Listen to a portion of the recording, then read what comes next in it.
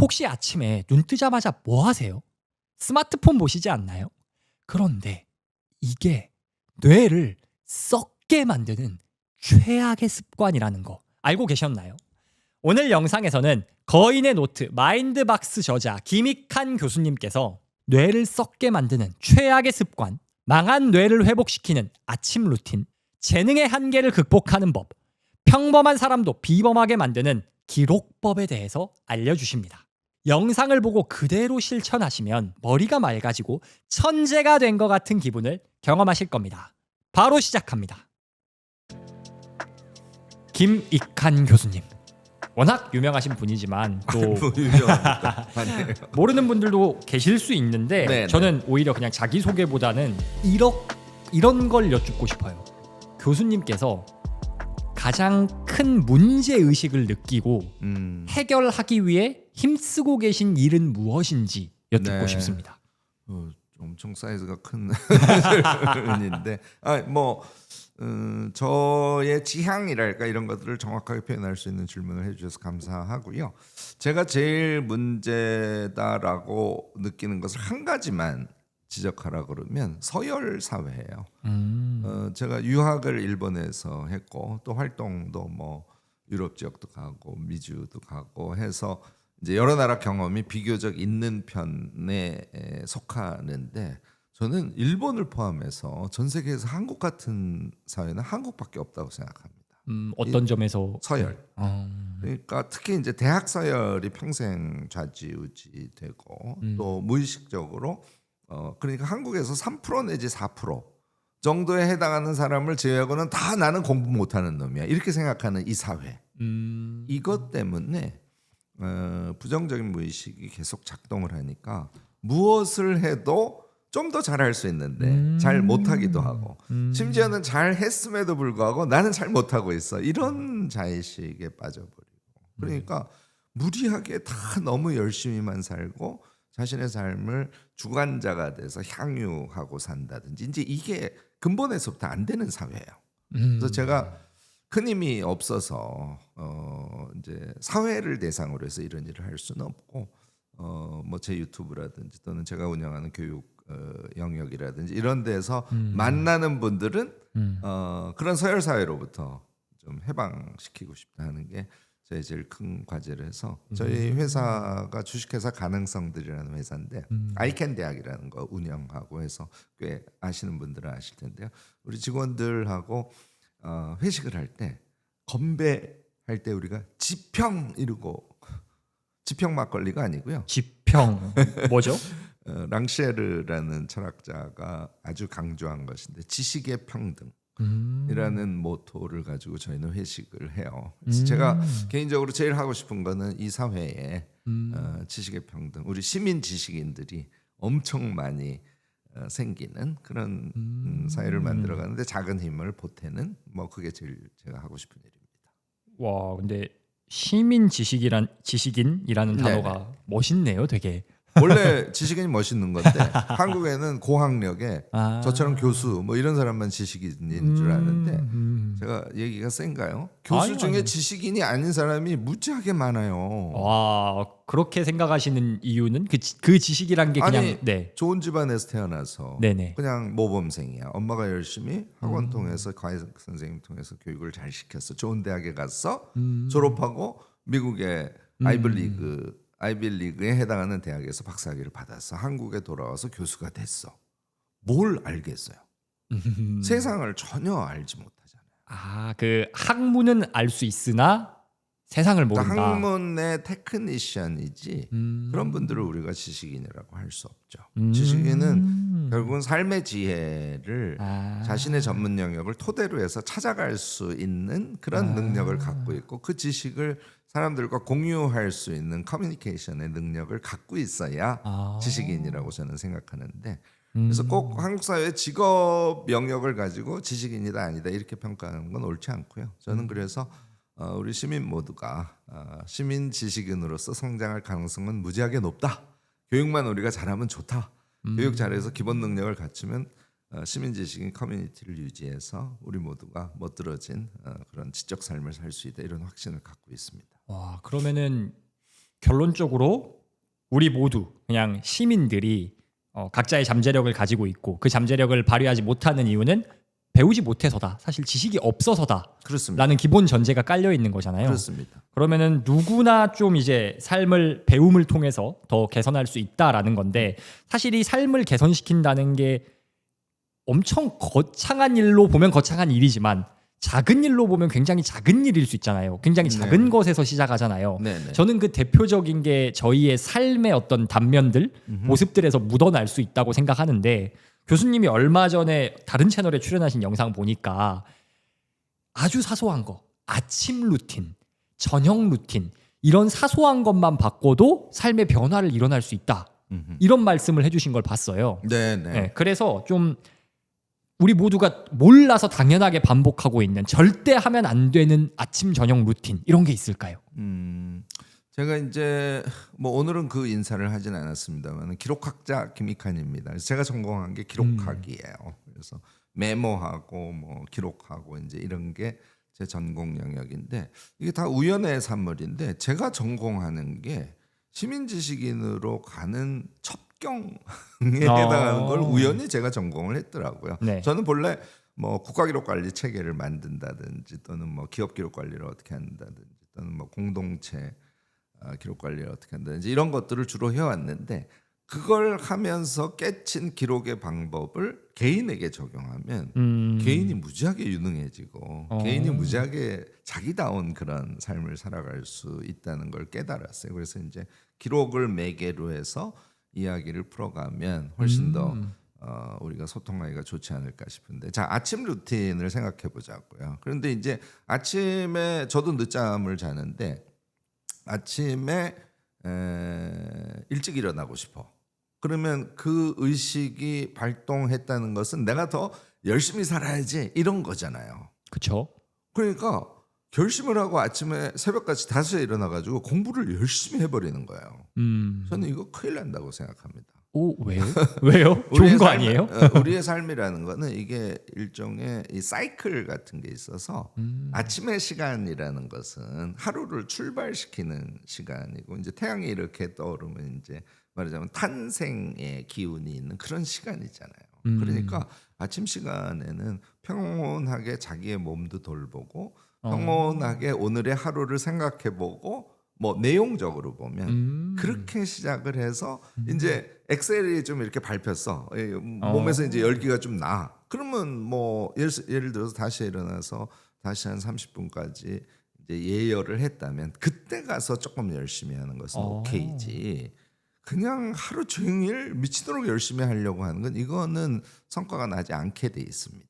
근데 제가 네네 죄송합니다. 네, 제가 실제로 그래서 아이캔 대학이라는 걸 운영을 하면서 무지하게 많이 들어오거든요. 1년에 4번 뽑는데 적게 들어와도 뭐 한 400명, 많이 들어올 때 한 1000명씩 들어와요. 그래서 엄청 많은 사람의 실례를 제가 지금 3년 동안 계속 보고 있는데 의지는 다 강해요. 그런데 보름이나 한 달 지나면 자빠지시는 분들이 너무 많은 거예요. 그러니까 실행력을 실제로 발휘해서 그것을 달성해본 경험이 상대적으로 적은 거예요. 옆에서 엄청 강제하지 않으면 그걸 못하는 거죠. 그래서 야 이거는 이래가지고는 뭐 내가 이미 돈까지 받았는데 이거 뭐 한 달 하다가 자빠져 버리면 이분들한테 너무 미안하잖아요. 그래서 어떻게 하면 살릴 수 있을까 하고 방법으로 하나 선택한 게 지금도 하고 있습니다. 아이캔 모닝 루틴이라고 그런 프로그램을 아예 운영하고 있어요. 5시부터 6시 반까지 줌을 켜놓고 같이 공부하는 거예요. 새벽 5시 반부터 5시부터 6시 반까지. 5시부터 6시 반까지 한 시간 공부를 반. 한다는 게 근데 아까 교수님께서 눈 뜨자마자 하고 열심히 살면 안 된다 했잖아요. 그러니까 이제 앞에 20분 동안 네. 편하게 우리를 풀어주는 프로그램을 하죠. 제가 이제 매일 들어가서 제가 운영을 하기 때문에 뭐 처음에 시작할 때 이제 목을 이렇게 돌리면서 풀어줍시다, 뭐 이렇게 어깨 풉시다, 뭐 이제 이렇게 해서 하고 요가 체조도 같이 하고 매일 아침에 매일 교수님이 같이요. 그렇습니다. 와. 제가 사회를 보는 거예요, 말하자면. 그리고 이제 저는 뭐 많이들 하는데 확언 방식도 좋은데 저는 개인적으로 선언 방식을 취해요. 그래서 자신의 미래 꿈을 구체화시켜서 그걸 아침에 이제 선언하게 하고 이제 그게 끝나면 삶의 이제 지향성이랄까 그게 몸도 좀 풀리고 이렇게 지향성이 몸에 붙으니까 그 상태에서 아침 플래닝을 하게 하는 거예요. 플래닝도 이거 해야지 저거 플래닝. 해야지 막 이렇게 하는 것이 아니고 아 내가 오늘 하루를 사는데 제일 소중한 일이 뭐지 하는 걸 먼저 하나 생각해내고 큰 틀에서 한 적게는 3개 많게는 한 5개의 핵심이 되는 것만 태스크죠. 과제를 떠올리게 하고 그 다음에 걔를 시뮬레이션 돌리듯이 이렇게 머릿속으로 쭉 생각하게 합니다. 이게 다 기법이야. 이렇게 해서 하루를 맞이하잖아요. 그러면은 이게 이제 좀 어려운 단어입니다만 선취. 영어로는 네.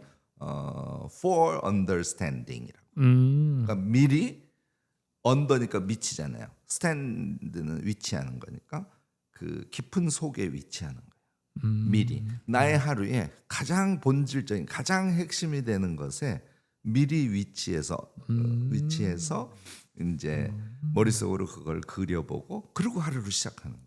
그러면 휘둘리는 삶보다 훨씬 더 주관자적인 삶을 살아가는 출발 지점이 되거든요. 그러니까 태양이 떠오를 때 이것부터 해야 되는 거야. 그렇게 하고 천천한 공부 아침에는 너무 미친 듯이 하지 말고 천천히 공부를 하는데 이게 이제 한 20분 정도 프로그램을 하고 1시간 순 공부 시간을 갖거든요. 그다음에 뭐 중간에 쉬는 시간 한 30분 공부하고 쉬는 시간 갖고 그다음에 이제 끝날 때 제가 김 교수 매일 5분 강의라고 강의도 하고 이제 이렇게 하거든요. 그러니까 아침을 이렇게 시작하면 내가 미친 듯이 열심히 해야지 하는 생각보다는 하나 이렇게 플로우를 타는 거예요. 흐름을 타는 그런 하루를 살아낼 수 있고 그거를 이제 매일 하잖아요. 이걸 일주일만 해도 짧은 시간이지만 그래서 제가 그걸 강조합니다. 모닝 루틴에 들어와서 이것저것 하면 안 돼요. 꼭 한 가지를 계속 하셔야 됩니다. 그러면 일주일 지나면 그 1시간의 쌓임의 사이즈가 얼마나 큰지를 깨닫게 되는 거예요. 이걸 하니까 우리 아이캔 대학 재학생들의 수강률, 졸업률이 비약적으로 올라가더라고요. 오, 매일 이렇게 다짐을 하니까. 그러니까 아침 루틴은 꼭 필요하다고 저도 생각을 하는데 그런데 열심히 해야지는 아니라는 거죠. 그거를 그런 생각으로부터 벗어나서 아침의 속성에 맞추어서 자신의 하루를 이렇게 느긋하면서도 그러면서도 강력하면서도 그러면서도 오래 갈 수 있는 그런 프로그램을 갖고 모닝 루틴을 꼭 하시기를 개인적으로 권합니다. 그러면은 어쨌든 삶을 변화시키는 아주 작은 출발점이 아침일 텐데 그렇습니다. 아침에는 좀 막 미친 듯이 으아 하기보다는 가볍게 워밍업을 하면서 공부하면서 대신에 오늘 하루 살아가면서 내가 수행해야 할 핵심 태스크 이런 거를 플래닝도 연상하는 거죠. 그것도 막 빡세게 오늘 이거 해야 돼 이게 아니고 오늘 제일 중요한 게 뭘까 해서 선취라고 아까 해주셨죠? 네네. 네, 그 중요한 것에 딱 뿌리를 내려라. 그럼 들으면서 갑자기 궁금한 게 그 저 같은 경우에는 아침에 눈 뜨면 스트레칭하고 그 러닝 하거든요. 이런 아침 운동 많이 하는데 요거는 교수님이 말한 으아 이거에는 해당이 안 되나요? 아니면은 해당이 네. 어느 정도는 되죠. 어. 근데 저는 개인적으로 밤 운동을 권하는 편인데요. 숙면을 위해서도 그렇고 또 아침에 또 육체적으로 너무 많이 써버리면 하루 종일 조금 피곤하니까. 근데 이제 아침 운동은 아침 미친 듯이 공부보다는 훨씬 좋은 게 이제 운동을 하잖아요. 그럼 아마 선생님 너무 잘 아실 텐데 저는 심지어는 걷기를 해도 제 그 엉덩이 상 위쪽 근육하고 이제 그 허리 이 근육 네네. 엉덩이하고 붙어 있는 그 허리 근육 걔가 이렇게 실룩실룩 움직이는 그 근육의 감각을 느끼면서 제가 걸어요. 그러니까 걷기 운동을 할 때. 네네네. 그냥 걸어 다닐 때 말고. 네. 이제 그렇게 하면 신경이 내 근육에 집중되니까 머리가 싹 비워지는 거예요. 그러니까 이제 뇌의 활성화에 준비를 하는 거죠. 그래서 전체적으로 우리 운동을 그런 식으로 신경을 쓰면서 근육에 신경을 쓰면서 하면 이제 편도체가 막 긴장됐던 게 이렇게 쭉 안정되는 그런 경험들을 하는 거예요. 그래서 아침에 운동을 하는 것은 그런 의미에서는 굉장히 좋고요. 또 그 운동을 할 때 근육을 신경 쓰니까 근육이 나잖아요. 네. 그걸 이제 이 내부 감각이라고 하는데 심장 뛰는 걸 느낀다든지 이게 발전되면 내장의 움직임도 상상하면서 느낄 수 있어요. 명상 같은 명상이죠. 느낌이네요. 그래서 그런 걷기를 명상적 걷기라고 해요. 그래서 이런 것을 아침에 해주면 자기가 자기를 확실하게 느끼고 나로서 내 하루를 살아갈 수 있게 해주잖아요. 그래서 운동이 나쁘진 않습니다. 다만 너무 세게 운동을 해서 온몸에 땀이 돼가지고 이제 이걸 아침에 하게 되면 물론 좋습니다만 낮 시간에 좀 피로도랄까 그런 것들을 느낄 수 있으니까 아침에는 좀 가벼운 운동 그리고 자기 전에는 뭐 좀 센 운동 같은 걸 해서 휴식을 취하고 숙면을 취하고 이제 이런 것이 좋다고 생각합니다. 근데 저녁에 운동하면 그런 말이 있더라고요. 그 자기 전에 몇 시간 그 이전 예를 들어 한두 시간 전에는 운동하면 숙면에 방해가 된다. 이런 것도 어디서 본 것 같은데. 설이 엄청 많습니다. 그럼 교수님이 추천하시는 저녁 운동 시간대라던가 운동의 종류는 어떤 게 있을까요? 저는 뭐 약간의 러닝과 대부분은 이제 걷기를 하는데요. 그래서 제가 연희동에 사는데 그 연대 북문으로 이렇게 올라가서 그 트랙이 있어요. 그래서 거기를 보통 한 45분 정도 살짝 뛰고 걷고 하고 내려오는데 그런 정도로 하고 샤워를 하고 그다음에 이제 뭐 하루를 마무리하는 어떨 때는 일기를 쓰기도 하고 저는 이제 일기를 매일 쓰지는 않습니다. 사안이 있을 때 글 쓰고 싶을 때 한 2, 3일에 한 번씩 쓰기도 하고 일기는 저는 낮에도 많이 쓰거든요. 그것 대신 하루를 내가 쭉 살았던 것을 이제 일상 한 줄 기록이라 그래서 저는 다 적어놔요. 밥 먹은 것도 적고 오늘 선생님이랑 이야기 나눈 것도 적고 자기 전에? 아니요. 매일 그것을 한 직후에 적었어요. 직후에. 그래서 그 나의 하루를 쭉 되돌아볼 수 있게 메모 기록이 돼 있으니까 제가 기록학자잖아요. 그러니까 항상 뭔가 기록할 걸 들고 다니시면서 어떤 이벤트가 있으면은 그에 대한 이런 그게 일을 끝나고 했다. 끝나고 자리에 앉아서 적을 수 있는 환경이 됐을 때 그때 적습니다. 그러면 자기 전에 걔를 쭉 보면 하루를 영화 보듯이 윙윙 돌려볼 수 있어요. 쭉 나의 하루를 돌려보면 되게 신기한 게 그런 작업을 안 하고 하루를 회상하면 기분 나빴던 거, 내가 뭐 좀 잘못한 거 이런 것만 떠오르는데요.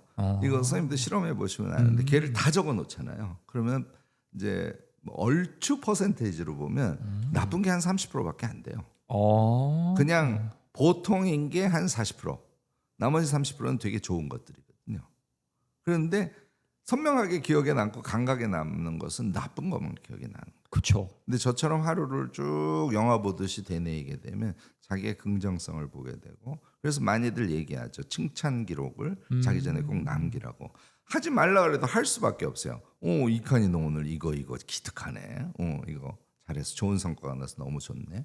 좋은 일이면 그것을 좋게 만들어주는 감사할 요소들이 있거든요. 그런 걸 자기 전에 쓰고 그러면 그것만으로도 우리가 이제 일단 핸드폰 안 보죠. 쓰는 행위를 하면서 자기의 내 작업을 계속하면서 마음이 평온해지죠. 그 상태에서 눕는데 숙면을 못할 이유가 없죠. 근데 이게 진짜 공감이 되는 부분이 하루 끝나고 그런 거 많이 있잖아요. 하루를 마무리할 때 뭐 오늘 감사했던 걸 적어봐라 이런 내용은 많은데 사실은 저도 그런 습관을 특히 타이탄의 도구들이란 책에서 그게 있어서 네네, 맞아요. 하는데 뭔가 오늘 뭐 있었지 하면 일단 오늘 뭔가 힘들었던 일 짜증났던 일만 생각이 나는데 이걸 비집고 치우고 억지로 찾아 쓰긴 해. 근데 쓰고 나면은 이게 정신승리인가 이런 생각이 드는데 교수님 말씀 뭔가 자기를 강요한 것 같은 그쵸, 느낌이 그쵸. 들죠. 근데 이거를 아까 얘기한 한 줄 일상 기록이라는 걸 쓰시면 그게 이틀만 해보셔도 바로 극복돼요. 와, 너무 신기합니다. 오늘 바로 하겠습니다. 네. 저는 이렇게 하라면 하거든요. 저는. 네네네. 근데 사실은 아까 저희가 이제 아침을 시작하는 방법에서 이 이야기가 여기까지 왔는데 아까 교수님께서 아침을 하고 시작하는 건 안 좋아. 천천히 워밍업을 해야 돼라고 해주셨는데 사실 대다수의 분들은 으아를 안 하거든요. 보통 아침에 눈 뜨면 제일 먼저 핸드폰 이렇게 하는데 이거를 안 하고 교수님께서 말씀해주신 바람직한 방향으로 넘어가려면 이게 왜 위험한지 눈 뜨자마자 스마트폰 보고 하는 게 왜 굉장히 위험한 행동인지가 좀 납득이 돼야 될 것 같은데 네네네. 그게 그렇게 위험한가요? 되게 심플한 얘기인데요. 뭐 설명 방식은 뇌과학적 설명 방식도 있고 심리학적 설명 방식도 있고 여러 가지가 있겠죠. 저는 그냥 되게 단순하게 설명하는데 생각을 길게 하는 작업을 반복하지 않으면 바보가 된다. 이런 얘기. 이제 영어로는 brain rot이라 그래서 이제 연구 출발은 영국에서 먼저 시작되는데 그래서 뭐 지금은 그 뇌썩음의 현상이죠. 그것에 대해서 경종을 울리는 연구들이 되게 많죠. 그러니까 요컨대 우리가 이제 숏폼 같으면은 생각을 하지 않기 위해서 보는 케이스들이잖아요. 그쵸. 숏폼은 보면 끝. 그래서 숏폼을 예를 들어서 5개를 봤어. 내가 숏폼을 이거 보고 이거 보고 이거 보고 이거 보고 이거 봐서 5개 봤네. 하면서 얘의 공통점은 뭐지? 이런 생각 하시는 분 있으세요? 없어요. 숏폼의 성격 자체가 그렇습니다. 그러니까 숏하게 우리에게 들어오고 그것은 들어온 상태에서 그 다음에 어떻게 되는지 모르죠. 그런데 대부분 휘발해 버려요. 사실은 휘발해 버릴 것을 기대하기 때문에 숏폼의 즐거움이 있는 것이기도 하죠. 근데 어쨌든 뇌를 그렇게 숏하게 작용하게 하는 것을 쟁일하고 5년 하면 뇌는 썩습니다. 라는 얘기예요. 그러니까 그것의 반대말은 우리가 무엇인가를 길게 생각하는 것을 반복하지 않으면 이게 이제 한 달 정도는 상관이 없어요. 그런데 얘가 3년 가고 5년 가면 자신의 저는 그걸 생각력이라고 하는데 생각의 능력은 완전히 날아가 버립니다. 여러분들 그러면 이제 또 이런 얘기하면 그 AI가 다 해주는데 이런 얘기를 또 하시는 분들이 계세요. 그건 뭐 심플 그것도 뒤에 상세하게 얘기를 하는데 자기의 생각력이 있어서 그걸 서사라 그래요. 긴 이야기.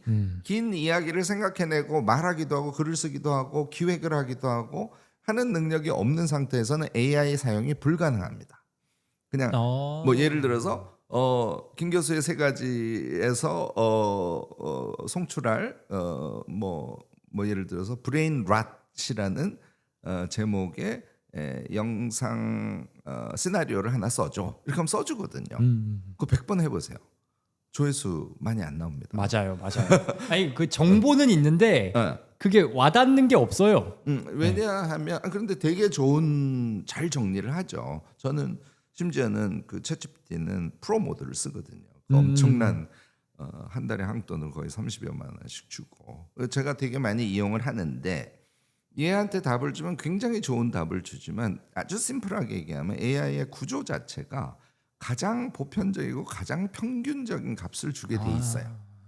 그러니까 거기에는 말하자면 활용 점정이 없으니까 정말 많은 사람들이 AI를 잘 이용하면 너무 편하고 돈도 엄청 벌 수 있고 이렇게 얘기하지만 그 이야기는 그것을 잘 이용할 수 있는 자기의 긴 생각의 능력을 가진 사람에 한해서다. 이렇게 얘기하면 저는 딱 답이라고 생각해요. 저는 이 AI 덕분에 엄청 훌륭한 조교를 몇 명씩이나 옆에 데리고 일을 하고 있어서 너무너무 편합니다만 좀 자랑이지만 제가 그걸 할 수 있는 것은 긴 생각의 능력을 저는 갖고 있기 때문에 그래요. 맞아요. 따라서 저는 개인적으로 쇼폼 보는 건 반대예요. 그래서 유튜브를 보시더라도 긴 거를 보시고 그 다음에 이게 좀 유튜브를 보는데 무슨 공부하는 것도 아니고 요약을 해 이렇게들 얘기하시는데 그냥 재미있게 저는 수첩을 항상 들고 다니니까 아날로그 수첩에다가 내가 유튜브 본 내용 중에서 이거는 괜찮네 하는 것을 한 줄 두 줄로만 키워드로만 이렇게 요약을 하고 그러면 이제 요약을 해놨으니까 나중에 뭐 버스를 타고 이동할 때나 다이어리를 펴서 내가 써놓은 거를 이렇게 보면서 맞아 그랬었지 어쩌고 저쩌고 이렇게 이게 긴 생각이거든요. 그래서 저는 지금 되게 그 브레인 랏의 위험한 시대에 우리가 살고 있다. 근데 그게 얼마나 위험해질지를 아직은 감각을 못 하고 있다. 그리고 많은 사람들이 그 브레인 랏 상태에서 지금 직장에서 일들을 하고 있기 때문에 맞아요. 시킨 일을 그냥 어느 정도 하는 것 이상은 절대로 할 수 없게 돼 있어요. 그래서 이 부분을 우리가 빨리 자각하고 이거 한국 사회 전체도 지금 큰 문제입니다. 그러니까 창의성 있는 이제 앞으로 치고 나가는 여기까지는 안 나오는 거예요. 드디어 전 세계에서 공부 제일 잘하는 사람들이 그러니까 유태인하고 한국 사람이거든요. 지금은 안 그래요. 지금은 미국 유학생들도 그 옛날 말이지. 저희 나라가 밀렸나요, 아예? 밀리죠. 많이 밀려. 그러니까 이게 한국이 이 IT 강국이 되면서 또 유튜브 면에서도 숏폼 등등이 엄청 유포되고 또 학교 교육의 문제가 같이 겹치면서 이제 어린 나이 때부터 이 브레인 랏 시대에 이제 벌써 확 들어가 버려서 사회적으로도 큰 문제라고 생각하고 그래서 저는 좀 너무 노인스러운 제안이긴 합니다만 아날로그로 많이 돌아가려고 좀 많은 노력들을 하기를 권하고요. 그렇다고 뭐 유튜브 숏폼 너무너무 재밌는데 그걸 안 볼 이유가 없잖아요. 제가 즐거움을 위해서 뭐 웃긴 영상 이렇게 해서 제가 검색을 해서 봅니다. 그런데 저는 그게 저의 쉬는 시간에 이렇게 시간이 정해져 있어요. 하루 종일 보는 게 아니라. 맞아요. 심지어 그거를 아침에 일어나서 그거부터 보고 시작하는데 어떻게 우리가 멋진 자기다운 그래서 자유를 쟁취하는 그런 삶을 살 수 있겠어요. 근데 진짜 교수님께서는 뭐 너무 그 나이 든 사람의 생각이다라는 식으로 하셨지만은 사실 제 세대들도 심각성을 느끼는 친구들이 많아요. 아 이거 내가 뭔가 이상해. 아 이거 아닌 것 같아. 근데 뭐가 잘못됐는데 어떻게 고쳐야 될지 모르겠어 하는 친구들도 많고 저도 그래서 막 디지털에서 멀어지려고 막 하는데 이게 또 쉽지 않거든요. 왜냐면 이미 루틴이 망가졌어. 이미 팝콘 브레인 랏 뇌가 썩었어.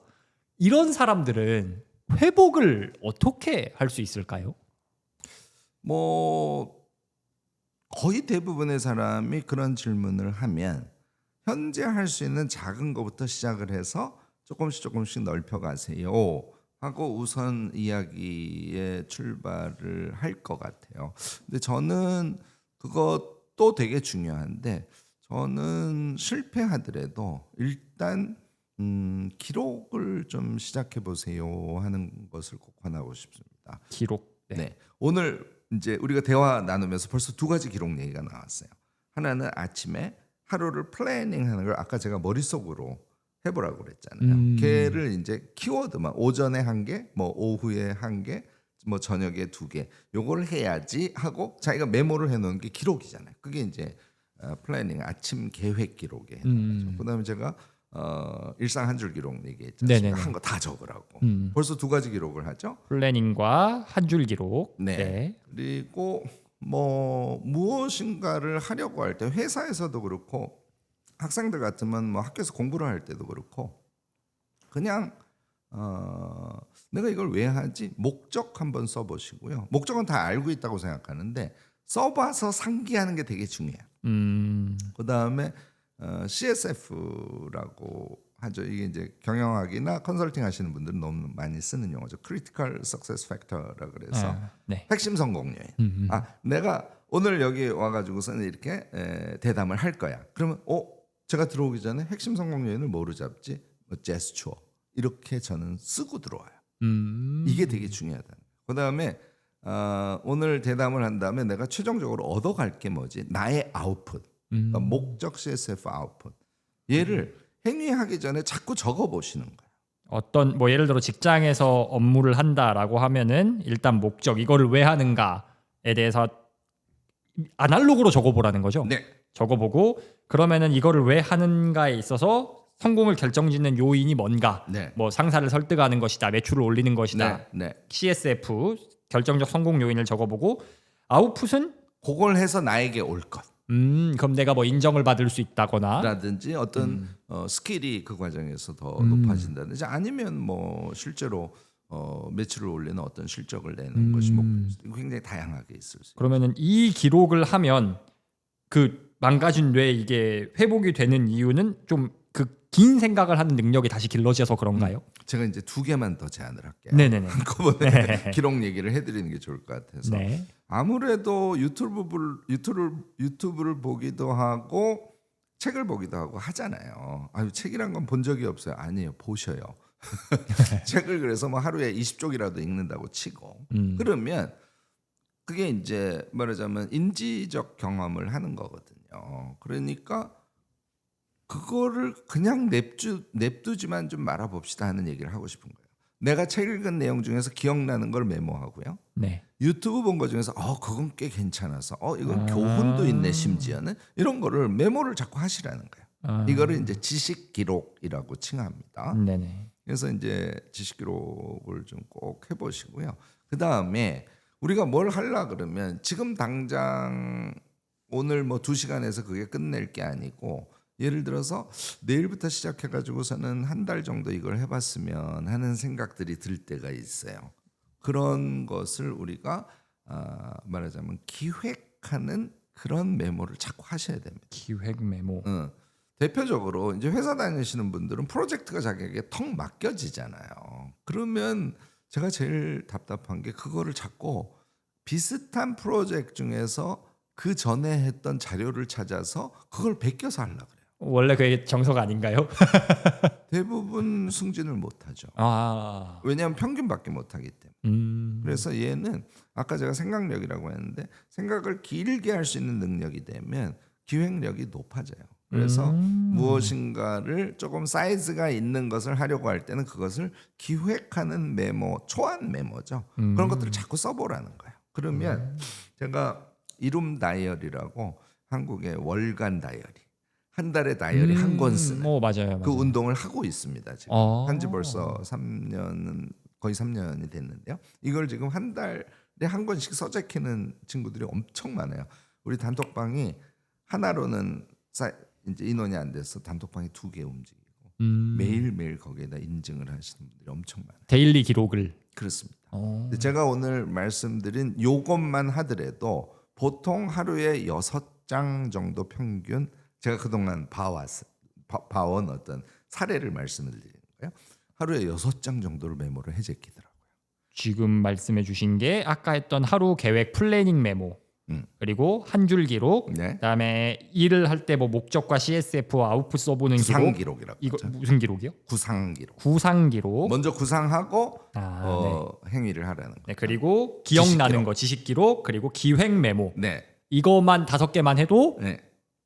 6페이지가 나온다. 그 정도는 나와요. 오. 그래서 그렇게 하면 숏폼을 보고 유튜브를 너무 많이 보고 해도 기록을 하는 행위에 의해서 그것이 조금 긴 생각으로 바뀌는 거예요. 내가 또 써놨기 때문에 아까도 제가 말씀드렸듯이 버스 타고 전철 타고 핸드폰 보지 말고 자기가 메모한 걸 들춰보고 쭉 머릿속으로 생각해보고 이제 이런 행위를 조금 하기 시작하면 현재 생활 패턴을 완전히 뒤바꾸지 않더라도 조금 내가 바뀌고 있네 하는 게 느껴져요. 이제 그렇게 한 상태에서 이제 뭐 예를 들어서 책 읽기를 시작해야지라든지 그런 작은 과제를 설정해서 그것의 성취를 한번 느껴보고 이제 이런 것들을 하고 그걸 확장시켜가고 이제 이렇게 해야지 뭔가 기본이 되는 어떤 방법적인 변화 없이 지금부터 난 잘해야지 해서 이제 오늘부터는 독서 시작이야 이렇게 해서는 답 안 나온다는 거예요. 그래서 저는 먼저 기록 행위를 좀 적극적으로 해보시고 자신의 이제 뭐랄까 하루를 대하는 태도, 뭐 책을 대하는 태도, 일을 대하는 태도, 뭐 등등을 방법적으로 바꾸게 되면 그 다음에는 새로운 것을 좀 시작할 수 있는 어떤 힘 같은 게 생기지 않을까 싶습니다. 이거 하라 그랬더니 아니 뭐 책을 하루에 10쪽 읽는 것도 못하는데 하루 종일 기록을 어떻게 합니까? 또 이렇게 얘기하시는 분들이 계세요. 쉬울 것 같진 않은데 제가 한 가지 말씀드리면 그럴 때는 항상 함께하는 게 답이에요. 그래서 한 3명 또는 뭐 제가 오늘 소개한 이룸 다이어리 같은 거 시작을 하셔서 그러면 그 단톡방에 같이 들어와서 여러 사람이랑 같이 하는 거거든요. 이게 여러분들을 좀 동료, 뭐 영어로 encourage 하는 굉장히 강력한 힘이거든요. 그래서 혼자 자꾸 결심했다가 실패하고 작심삼일 하시지 말고 함께 하는 것으로 자신의 삶의 방법을 좀 먼저 바꿔보세요 하는 얘기를 적극적으로 하고 싶습니다.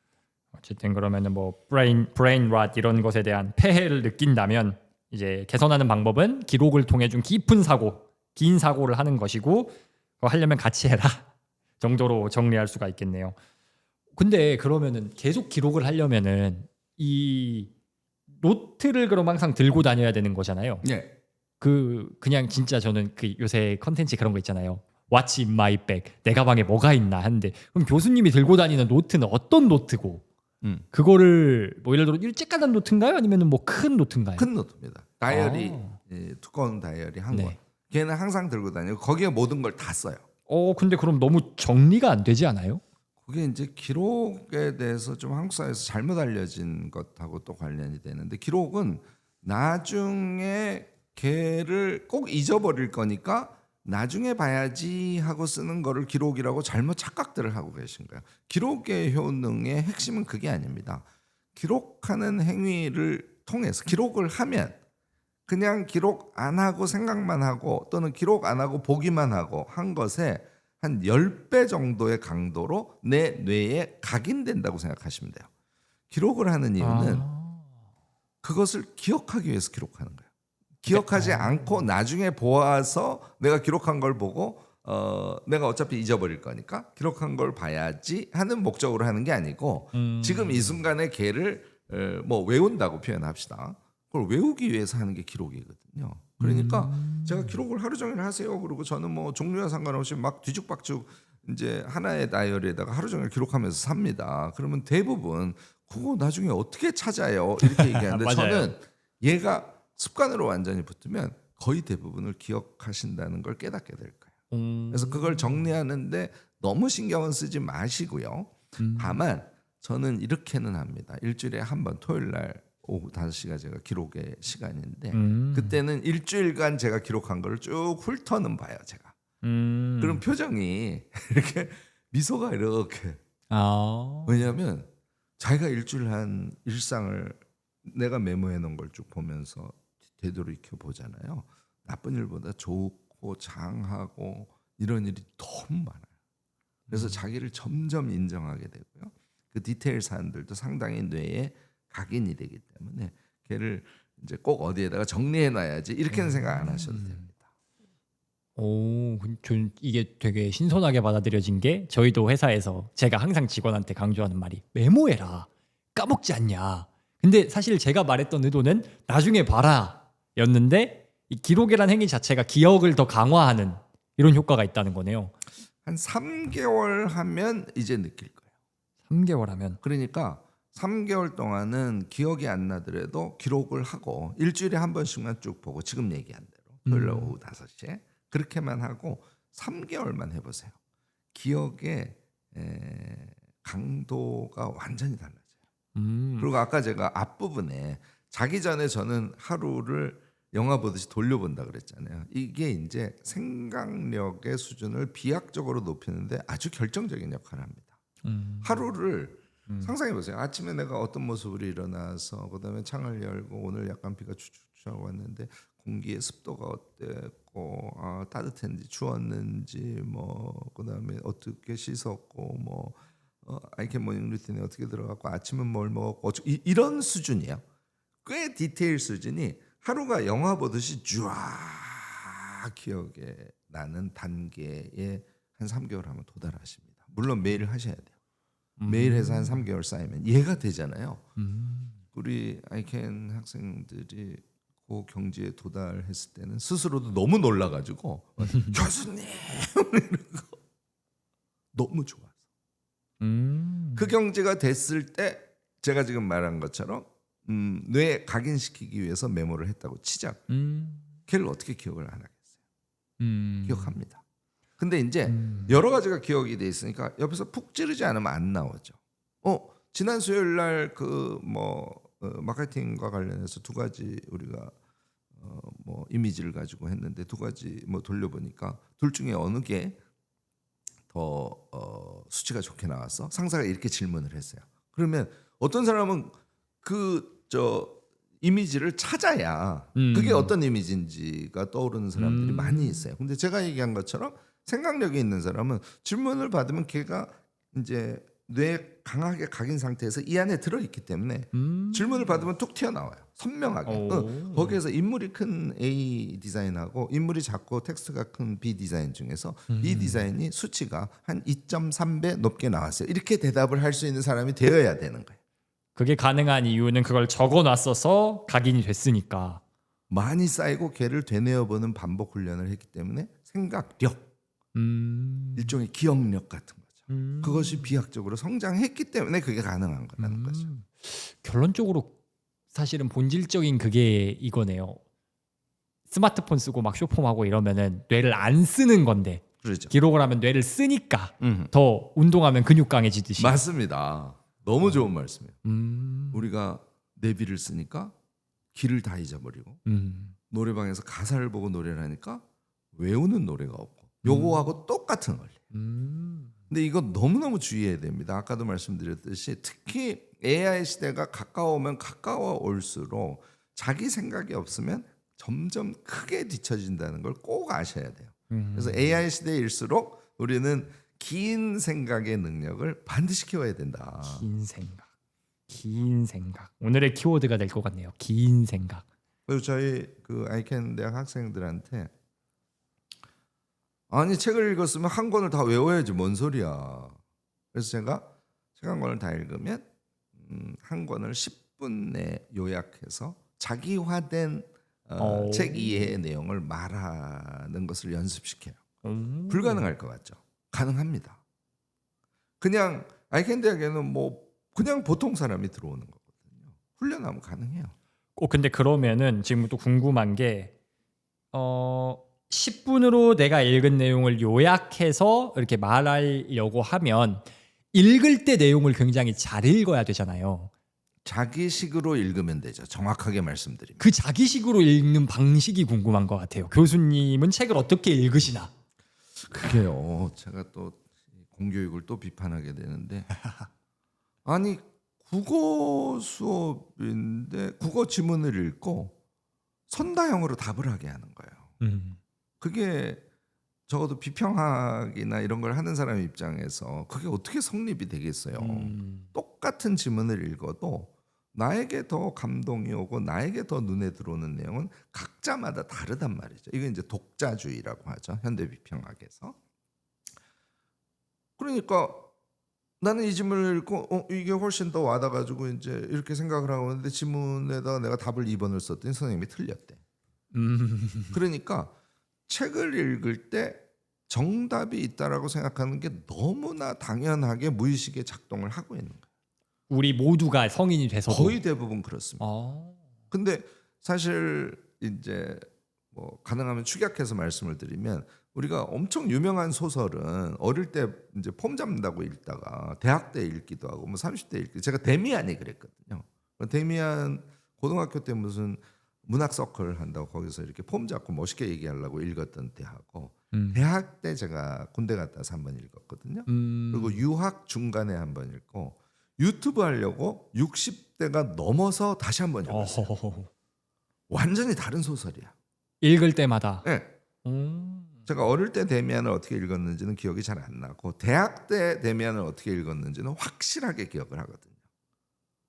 완전히 다른 걸 읽고 있더라고요. 특히 어떻게 달라졌나요? 예를 들어서 뭐 그 후반부에 나오는 데미안의 엄마 에바 부인에 대한 싱클레어의 감정, 이게 성장 소설이라고 알려져 있는데 이게 무슨 비윤리적인 거 아니야? 자기 친구 나이 차이가 얼마인데 거기에 정신적 사랑만 느끼는 게 아니라 육체적 욕정을 느끼는 거 비슷하게 표현이 돼 있거든요. 그런 게 보이기 시작하더라고요. 그다음에 마지막 장면이 말하자면 1차 세계대전이겠죠. 전쟁 상황으로 데미안을 끝내거든요. 그거는 제가 대학 다닐 때는 그렇게 결말이 왜 이래? 뭐 이런 정도의 느낌이지 헤르만 헤세가 무엇을 얘기하려고 하는지가 전혀 보이지 않았거든요.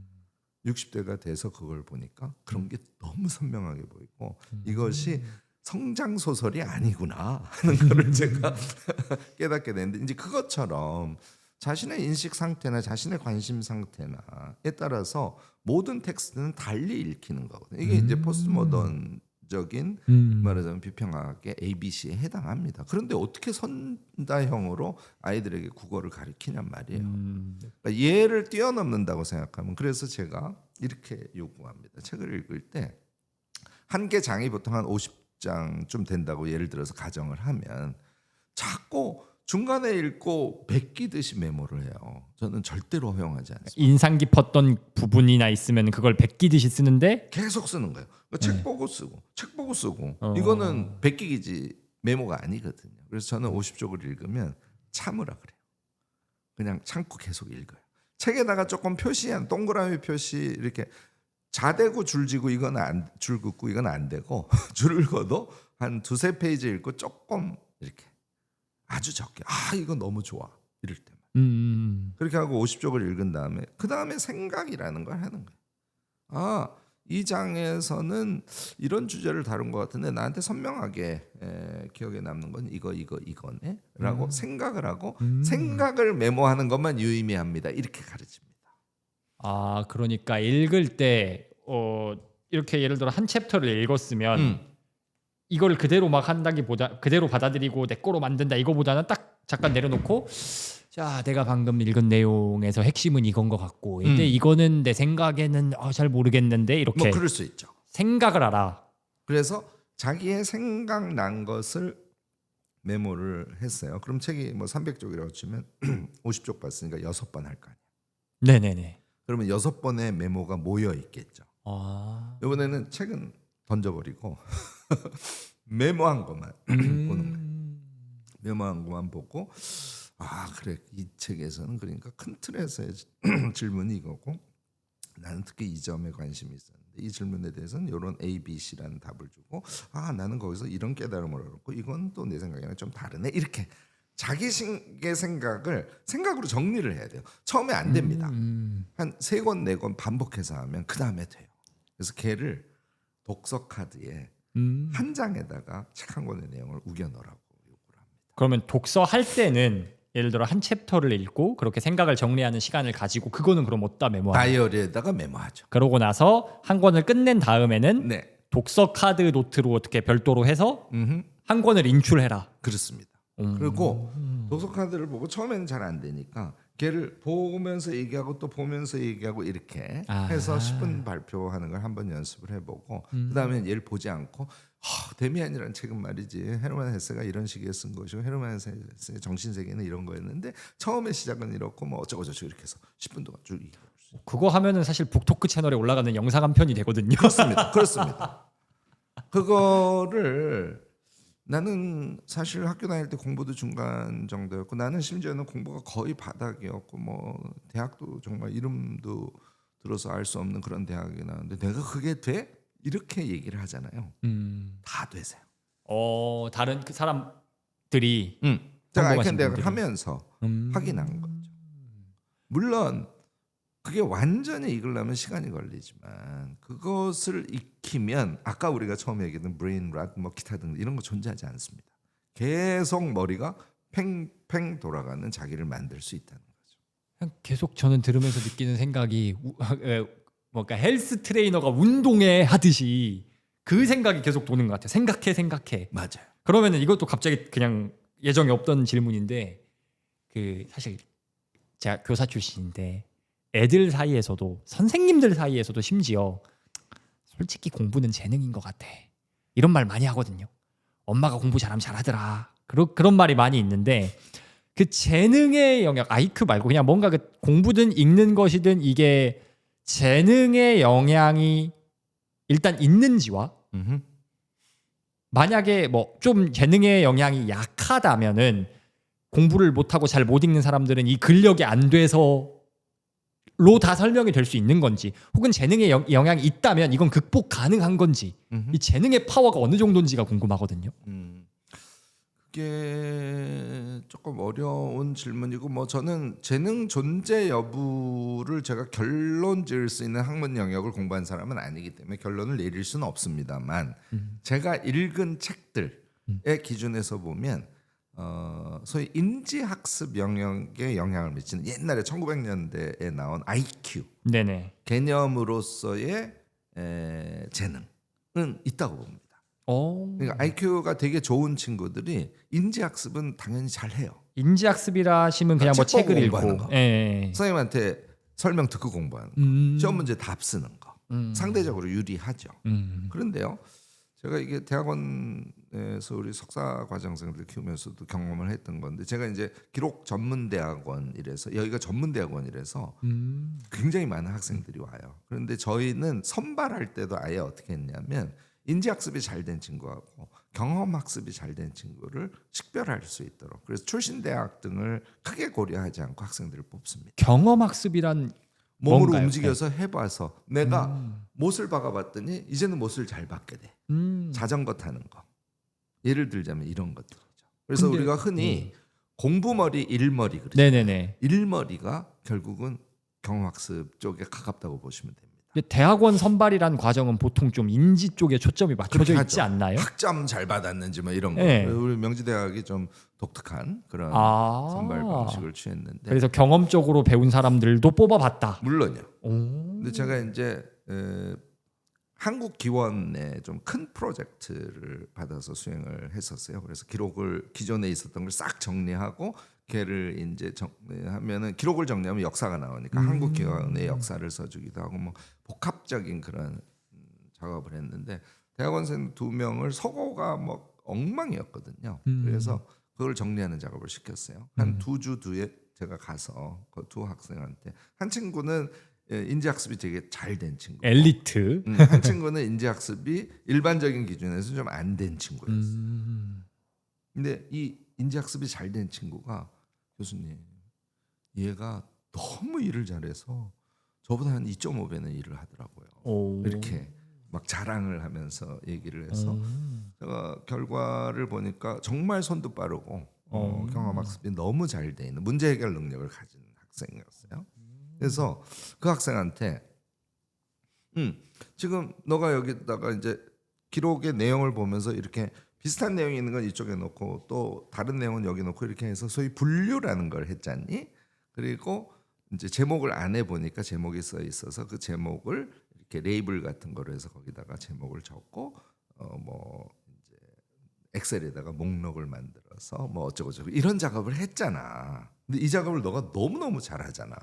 그런데 너는 공부는 잘하니? 이렇게 물어봤더니 교수님 저는 공부 잘한다는 소리는 들은 적이 없어요. 이렇게. 일은 잘하니? 일은 좀 하는 것 같아요. 그래서 제가 그 당시 우리 학교 수업에 분류와 기술 그러니까 분류하는 거 기술은 이때 목록 만드는 걸 기술이라고 해요. 디스크립션이죠. 그 수업에 들어가서 이 수업을 들을 때 현재 네가 여기서 분류하고 정리한 작업을 연상하면서 이론 얘기를 한번 들어볼래? 엄청 우수한 성적에 엄청 우수한 석사학위 논문을 제출하고 나갔어요. 지금 서울에 있는 모 박물관의 기록무사로 아주 활약을 하고 있습니다. 그러니까 제가 교육을 하면서 경험한 것으로 봐서는 그러니까 IQ 재능의 차이가 있음에도 불구하고 우리가 왜 공부는 무지하게 잘하는데 운동도 못하고 음악도 전혀 음치고 일도 못하고 막 정말 답답해 미치는 맞아요. 친구들이 있잖아요. 네네. 그 친구들은 인지학습의 능력을 가지고 문제 해결 능력을 계속 키워줘야 돼요. 또 경험학습에 굉장히 그 최적화되어 있는 그런 친구들이 있거든요. 이것도 이제 재능인데 걔를 인지학습과 연결 지우잖아요. 나이가 들면 폭발적인 힘을 발휘합니다. 따라서 재능의 차이는 있어요. 그렇지만 그가 갖고 있는 강점을 베이직으로 해서 그가 잘 못하는 것과 융합시키는 방식의 교육을 한국 사회에서 적극적으로 하면요. 너무나 많은 사람들이 자기가 갖고 있는 특수한 재능을 베이직으로 해서 모두가 필요로 하는 보편적인 능력을 몸에 붙일 수 있다. 이게 이제 제 지론이고 제가 교육을 하면서 제가 대학에만 25년 있었으니까 그리고 지금 아이캔 대학이 3년인데 대중교육 면에서도 대학원 교육 면에서도 이거는 그대로 적용됩니다. 한국에서 자꾸 인지학습만 강조하는 이 병폐 때문에 결국은 아이들이 갖고 있는 굉장히 소중한 다양한 재능들이 사장되는 그리고 결과적으로 나는 무능해 이렇게 되는 그런 경향이 되게 많아요. 경험학습 쪽에 사실 강점이 있는 사람인데 나는 바보야. 그냥 라고 그렇게 생각하는 근데 또 들으면서 제가 또 삐딱하게 드는 생각이 그럼 인지학습 재능도 없고 경험학습 재능도 없는 사람은 없나? 없어요. 아 진짜요? 그렇습니다. 둘 중 하나는 있어요. 경험학습은 반복에 의해서 습득되기 때문에 그것은 의지가 있고 반복행위라면 반드시 이게 이제 우리 그릿이라는 책을 되게 중시하잖아요. 정말 훌륭한 책이에요. 그 안젤로 더커스도 원래 중국계시거든요. 맞아요. 그러니까 그 어려운 과정을 다 극복해서 거기까지 오신 분인데 그거는 연구를 통하기도 하지만 그 안젤로 더커스 자기의 체험이 아마 그릿이라는 책에 담겨 있을 텐데 그 책에 보면 뭐가 나오냐면 그 deliberate practice라는 단어가 나와요. 그러니까 이제 재능이 없으면 못한다. 그런데 제가 재능이 있어도 없어도 한다 이렇게 얘기했잖아요. 너코스의 그릿의 핵심은 재능이 없어도 걔를 반복해서 그런데 반복하는데 포인트를 찝어가지고 해야 되는 거예요. 그러니까 예를 들어서 농구를 하는데 공을 튀기는 연습을 해. 네. 그러면 턱턱턱턱 튀기면 아무리 반복을 해도 늘지 않습니다. 근데 공이 이렇게 튀겨 올라서 손바닥에 붙어서 얘를 밀고 당기고 하는 게 공을 튀기는 거라는 것을 deliberate practice, 의식적 훈련이죠. 아, 그러니까 그냥 아무 생각 없이 이러고 있는 게 아니라 하는 게 아니라 어떻게 닫고 어떻게 누르고 한 가지 포인트는 있어야 된다. 아. 그걸 신경 쓰면서 그 연습을 해서 공을 튀길 수 있는 능력이 몸에 붙었어요. 그걸 기술 단계라 그래요. 기술 단계. 여기까지는 노력을 통해서 가져와야 됩니다. 그래서 이 기술 단계에 도달하면 이제 공을 잘 튀기고 드리블도 할 수 있고 슛을 하는데 이제 사실 슛을 그냥 이렇게 던지면 안 되거든요. 마지막에 그쵸. 스냅을 주고 예. 저는 요 가운데 손가락을 쓰는데 얘로 공을 한번 낚아채 주면 한도가 더 높아지면서 들어갈 확률이 높아지는 이런 deliberate practice의 포인트를 알아야 되는 거예요. 그리고 반복적으로 연습을 해서 슛이 잘 들어가. 그럼 내가 농구를 어느 정도 하게 되죠. 그러면 농구 하지 말라 그래도 미친 듯이 합니다. 그걸 열정적 끈기라고 하는 거예요. 그게 그릿이에요.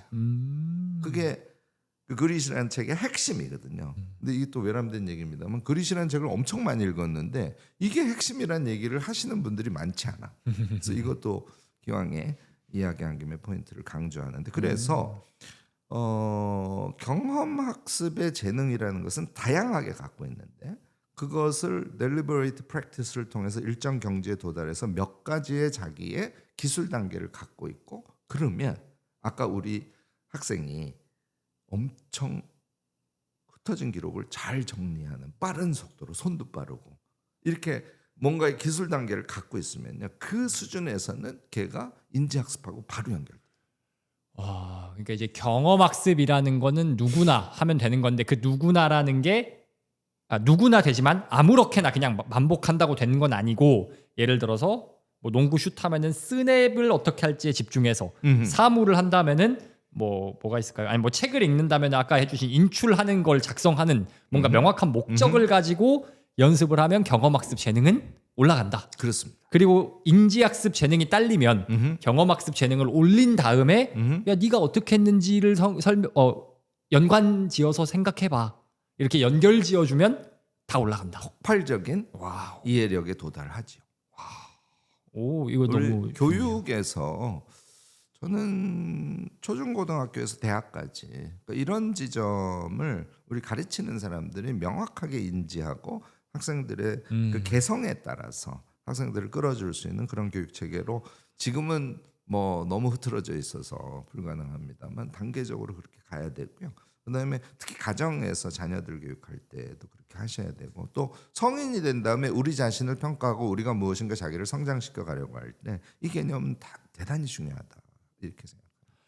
사실 뭐 교육 체계나 사회 체계 이건 너무 먼 이야기고 네네네. 사실 가정에서라도 조금 이걸 노력을 해보면 참 좋겠는데 이게 또 그 뭐랄까요? 성적으로 평가받는 시대다 보니까 부모님들도 사실 뭐 공부에 잔소리만 하고 이게 쪼기밖에 안 하지 가정에서 방금 말씀해주신 뭐 의식적인 연습이라던가 이런 요소를 존재도 모르고 어떻게 해야 될지 감이 안 오는데 부모라면 그럼 적어도 이거를 해봐 이렇게 말하는 대신 이렇게 말해봐 하는 어떤 딱 구체적인 팁 하나만 주실 수 있을까요? 그 케이스에 따라서 사실 너무 다르기 때문에 일반화시키기는 어려운데 제가 좀 네네. 극단적인 자꾸 이제 우리 아이들 얘기를 하게 돼서 여기 학부모이시기도 한 분들도 이 방송을 많이 볼 것 같아서 네네. 그냥 말씀을 드리면 예를 들자면 수학이에요. 그러면 사실 그 수학을 원리적으로 정확하게 알고 있어야 되거든요. 그래야 문제풀이를 궁극적으로는 잘 합니다. 그게 이제 당연한데 예를 들어서 저 같은 경우도 어릴 때 그게 안 됐어요. 그러니까 원리를 아무리 들어도 뭔 얘기를 하는지를 못 알아듣겠는 거예요. 그러면 방법이 없냐? 그렇지는 않다는 거죠. 그러니까 저는 그런 면에서는 수학의 인지 재능이 없었던 거죠. 근데 저는 그럴 때 어떤 걸 택했냐면 패턴을 다 외웠어요. 아, 노가다식 수학. 예를 들어서 삼각함수야. 네. 그러면 삼각함수에서 말하자면 묻는 거 조건 얘의 패턴이 예를 들어서 뭐 100개의 문제가 있다고 하면은 한 10개 정도로 축약되지 않습니까? 뭐 그렇게 정리해 놓은 참고서도 많고 저는 그걸 다 외웠어요. 그래서 문제를 읽으면 3번 패턴? 오케이. 그러면 해를 이런 순으로 만드는 거지? 이렇게. 저희가 그 고등학교 다닐 때는 그 본고사가 있던 시절이라서 굉장히 수학이 어려웠거든. 근데 심지어는 그렇게도 가능하더라고요. 그러니까 무슨 얘기냐면 그가 못하는 것을 못한다고 하지 말고 그가 잘할 수 있는 방법을 사실은 잘 설계하면 과목별로도 저는 찾을 수 있다고 보거든요. 그러니까 그런 역할을 사실은 선생님들이 하셔야 되고요. 이제 그게 학교에서 잘 안 되면 뭐 다른 교육 전문가가 하셔도 좋고 좀 더 적극적으로 그걸 하실 수 있는 분들이면 부모가 그런 역할을 하실 수 있죠.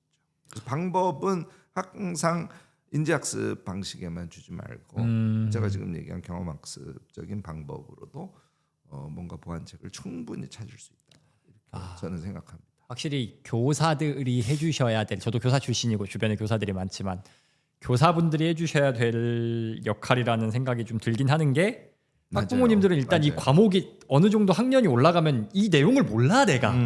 예를 들어서 교수님이 말씀해주신 삼각함수에도 내가 삼각함수를 못 푸는데. 그러니까. 그래서 좀 그렇죠. 아무튼 어쨌든 근데 조금 마인드셋적인 측면에서라도 아이가 뭐 인지적으로 문제를 못 푼다고 넌 이것도 못 푸냐 이럴 게 아니라 그러면은 이 아이에게 맞는 방법이 뭘까?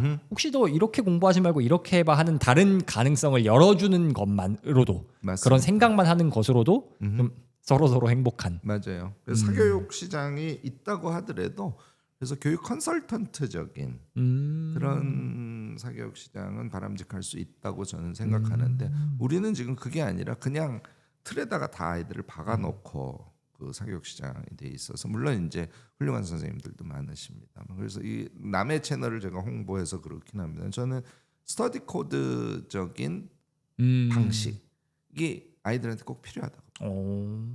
그 이제 호불호가 갈립니다. 그 스터디 코드에 대해서는. 근데 저는 제가 그래서 몇 개를 좀 봤는데 굉장히 종합적인 그런 분석 방법 이런 것들을 아이들이 이제 그걸 이해하고 나서는 그러면 이제 공부를 해도 약간의 성과가 있으니까 그러면 재미가 붙거든요. 그래서 공부를 하게 되는 이런 좀 교육 컨설턴트적인 행위가 우리 사회에 좀 필요하겠다. 뭐 이런 얘기를 좀 드리고 싶습니다. 그 이제 아이들에 대한 어떤 교육적인 사회적인 측면에서 좀 이제 그 이야기는 여기까지 하고 좀 저희 성인 한 사람 이 채널을 주로 시청하시는 분들이 만나는 문제에 대해서 조금 포커싱을 해보면 정보가 엄청 많은 시대잖아요. 그러다 보니까 나타나는 부작용, 저를 포함해서 많은 성인분들이 느끼는 고민과 문제가 뭐냐면 왔다 갔다 한다.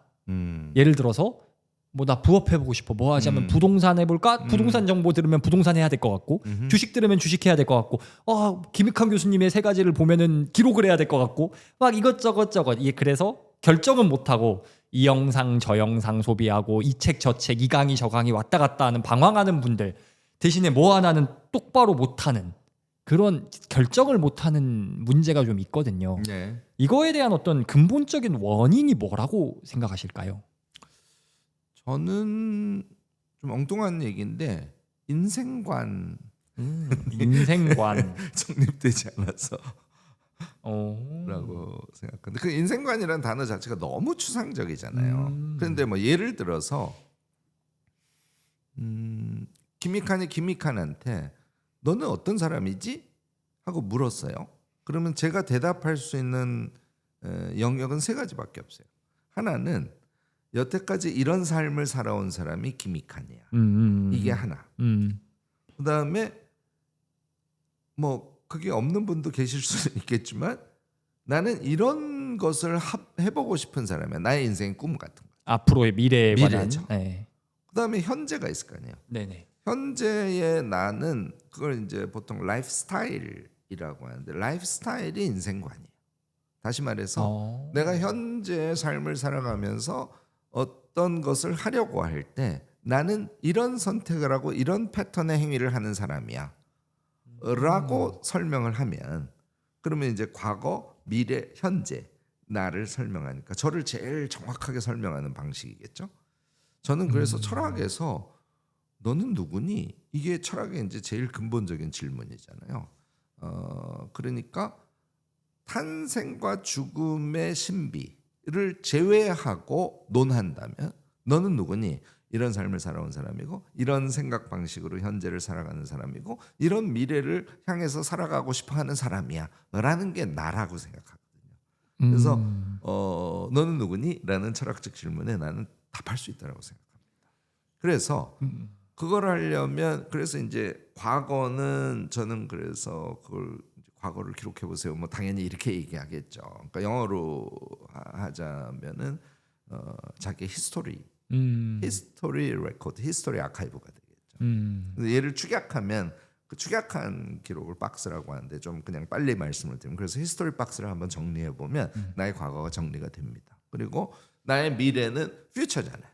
그러니까 자신의 미래에 대한 퓨처 박스 같은 것을 한번 이렇게 기록해 보면서 정리하면 그것이 자기의 한 모습이거든요. 그러면 현재는 뭐냐? 그걸 제가 인생관이라 하는 거야. 라이프 스타일이라는 게 말을 바꾸면 그게 인생관이라는 거죠. 그러면 내가 삶을 이제 살아갈 때 이렇게 부딪히는 국면들이 있거든요. 제일 대표적으로 너는 꿈을 쫓을 거니 돈을 많이 벌 거니 이렇게 어른들이 질문을 많이 하잖아요. 그거에 대한 자기의 생각 패턴 그게 인생관의 한 퍼즐 조각이겠죠.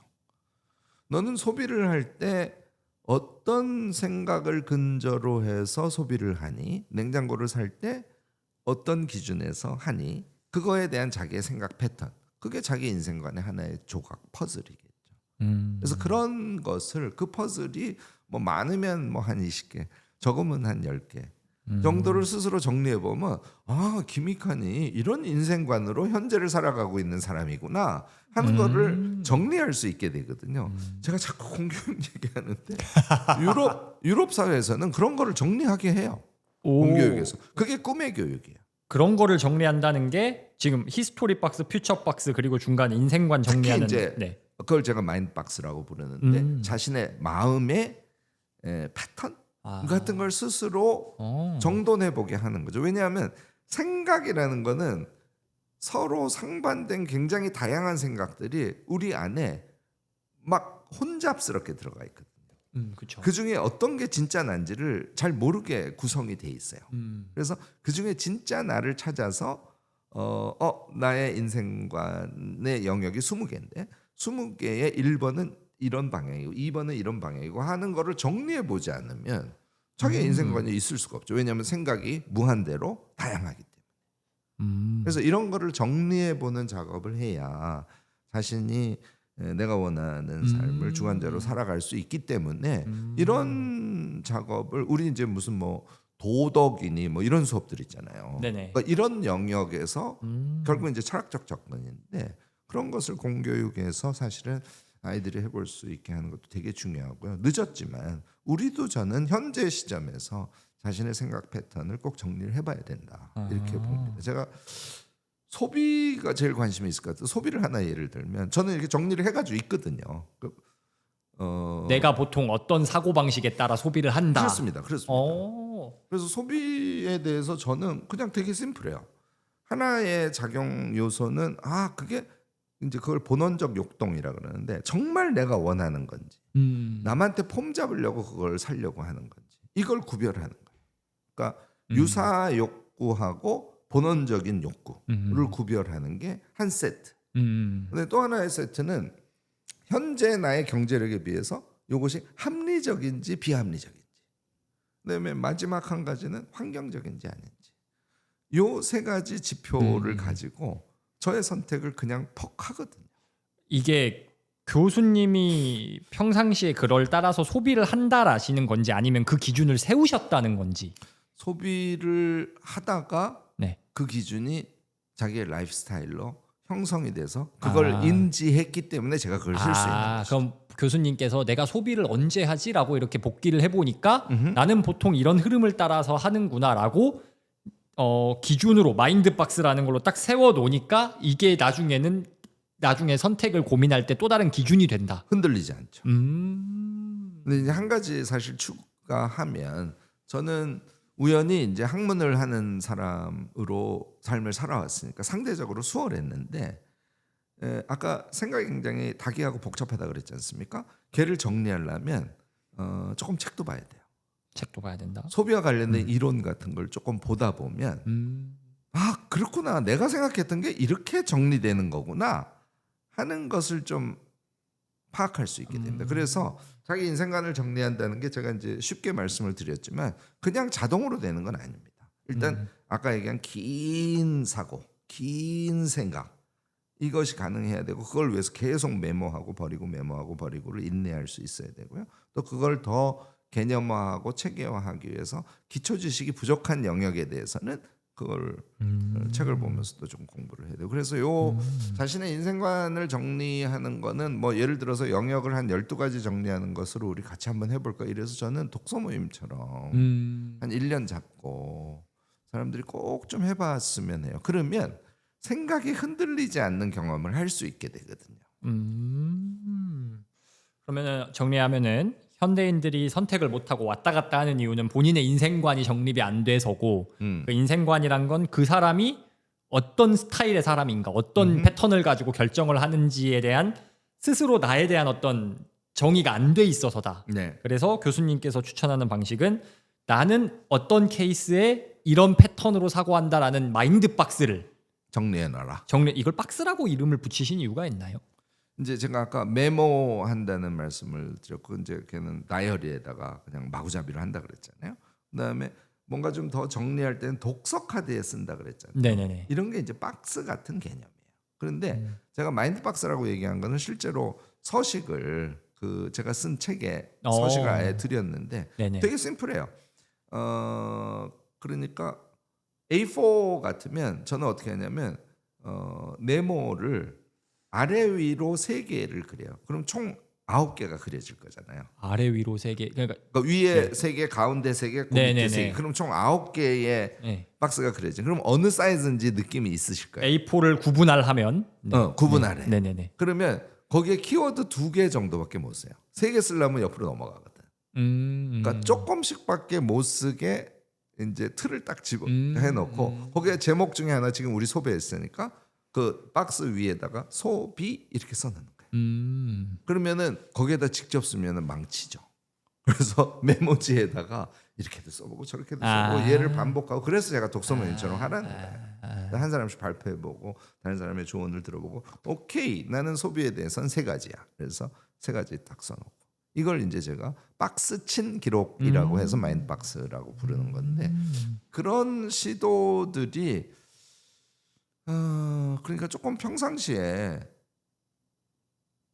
김 교수가 얘기하는 건 되게 독특한 방법이네. 이게 아니라 평상시에 그런 거를 좀 많이 해보는 그런 사회에서는 굉장히 당연한 방식이거든요. 그러니까 그냥 심플하게 말하면은 선택 기준을 그냥 정해 놔라. 그렇습니다. 그래서 대체로 A4 많은 사람은 3장, 그럼 3, 9, 27, 27가지 종류의 자기 인생관을 가진 거고 2장이면 뭐 18장, 18가지, 한 장이면 9가지의 기준을 갖고 있는 거. 이건 사람마다 다를 수 있고 그 사람의 생각력의 수준에 따라서 정리의 양과 질은 달라질 수 있습니다. 다만 얘를 반복하셔야 된다는 거예요. 그러면은 그냥 제가 그걸 만든다고 하면 뭐 예를 들어서 사업적 의사결정이라는 게 있으면은 뭐 예를 들어서 1번 1번 기준을 뭐 내 고객에게 유익한가 2번 그래 수익성은 되는가 3번 뭐 지속 가능한가 이렇게 해놓고 다음번에 그 고민이 있으면은 1번에서 탈락 1번 오케이 2번 수익 돈 안 돼 2번에서 탈락 이런 식으로 기준으로 삼아라. 방법은 몇 가지가 있긴 한데요. 그래서 뭐 이렇게 제일 쉽게는 상중하처럼 해서 3가지를 다 상중하를 매겨놓고 그 다음에 이제 소위 종합 판단이라고 하는데 그거를 종합 판단을 해서 얘 아니면 탈락, 얘 아니면 탈락이 아니라 탈락이 두 개 있고 엄청 좋은 게 하나 있는데 이 엄청 좋은 한 개의 요소가 나머지를 상쇄하고 얘를 변화시킬 수 있어. 그러면은 탈락인 요소가 두 개가 있어도 한 개의 요소 때문에 그걸 택하실 수도 있는 거죠. 그걸 이제 종합 판단이라고 해요. 이 세 가지 기준이 OX가 아니고 스펙트럼이어서 그렇습니다. 예를 들어서 얘는 수익성은 정말 좋은데 고객한테 조금 안 좋은 것 같은데 그럼 이 수익성이 이거를 감안하고도 남아 이런 식으로 그러면은 뭐 그렇게도 하고 수익성이 되게 좋아서 내가 돈을 많이 벌면 고객 만족도를 높이는 변화를 줄 수 있을까? 뭐 이런 식의 사고도 가능합니다. 그럼 또 가령 살면서 하는 고민에 뭐 주거지 고민이 있다라고 하면은 예를 들어 1번 자녀, 2번 통근, 3번 뭐 가격 뭐 이렇게 해가지고 스펙트럼 비교해보고 어쨌든 그렇습니다. 중요한 건 이 비교 기준을 갖고 있는 거죠. 적어놔야 되는 거죠. 그렇습니다. 그러면은 방금 예시로 저희가 뭐 주거 사업 이런 예시를 들었는데 교수님께서 추천하시는 적어도 이 영역에는 당신이 마인드박스를 갖고 있는 게 삶을 풍요롭게 하는데 정말 좋아 하는 추천 영역이 있나요? 좀 제가 이제 마인드박스라는 책을 쓰면서 거기에 이제 다양한 영역들을 예시를 들어놨기 때문에 그걸 보시면 참조가 될 것 같고요. 그걸 다 말씀드리긴 뭐하고 세 개. 저는 예를 들어서 네. 이기심과 이타성이라는 오. 박스를 저는 갖고 있어요. 오, 설명해 주세요. 그러니까 우리가 사실은 되게 이타적으로 움직이는데 스스로는 나는 되게 이기적인 사람 같아 이런 생각을 한다든지 또는 자본주의 사회에서는 이기적이어야 돼 이렇게 생각을 한다든지 국면마다 그런 국면을 맞이해서 정리되지 못한 생각으로 대응을 하는 경우가 너무 많아서요. 예를 들어서 사업이라고 생각을 하면 내가 어떤 상품을 만들었어. 근데 그 상품이 너무 좋아. 그러면 그 상품을 막 메타 광고를 엄청 해가지고 엄청 팔어. 그러면 이기적으로 돈을 벌려고 하는 걸까요? 사랑의 상품이면 광고를 많이 하면 많이 할수록 나는 사랑을 실천하는 것이니까 그 좋은 물건을 다른 사람들이 사서 쓰는 것이 이타적인 행위죠. 사실은 이타성이라는 기준이 자기 삶에 들어오느냐 들어오지 않느냐에 따라서 심지어는 사업, 인간관계, 기타 등등에서 미치는 영향이 너무 큰 거예요. 그래서 저는 이기적인가 이타적인가를 네. 뭐 마음의 영역, 그다음에 물질의 영역, 또는 어떤 미래 계획의 영역 이런 것들로 나누어서 두 가지에서 이타적 성격임을 확인하는 행위를 자주 합니다. 그러면은 예를 들면 마음이람은 교수님이 딱 이 일을 한다 생각했을 때 이거 나를 위해서 하는 것 같은데 이거 다른 사람한테 유익 같은데 하면 내 내부 판단인 건가요? 하는 거죠. 그다음에 그런데 거기에서 뭔가를 쓱 바꾸면 네. 그게 나를 위한 것이 아니라 다른 사람을 위한 것인데 결과적으로 나를 위하는 것이 되는구나 하는 그런 경험들을 되게 많이 하시게 될 거예요. 예를 들어서 인간관계야. 그러면 걔가 이타성 이기심, 이타심 이게 계속 충돌하는 때가 무지하게 많거든요. 그러니까 어떤 행위를 하면 그것이 이타적인가? 이타적인 게 나에게 어떻게 다시 피드백돼서 돌아오는가? 이런 거를 생각할 수 있는 패턴만 갖고 있으면 삶이 너무 풍요로워져요. 이제 어른들이 자꾸 네가 손해 봐야 그게 쌓이고 쌓여서 나한테 이제 그 덕이 너에게 돌아올 것이야 이런 얘기를 하는데 정말 진실입니다. 그런 가치관을 갖게 되고 케이스별로 그런 사고를 계속 반복하게 됩니다. 그러면은 이거를 사실 그렇게도 볼 수 있겠네요. 뭔가 내가 그냥 어떤 기준을 가지고 판단하는지 그 패턴을 마인드박스로 해놓는 것도 맞지만 내가 생각하는 바람직한 방향으로 갈 수 있게 그렇습니다. 기준을 세워놓는. 네. 그러니까 이기심, 이타심을 들으면서 아까 그렇다면 소비에 대해서도 제가 이제 말하고자 했던 것은 본원적 욕동이 중요한 거야. 이게 첫 번째 요소라는 거예요. 그 다음에 무조건 효율성이 있어야 돼.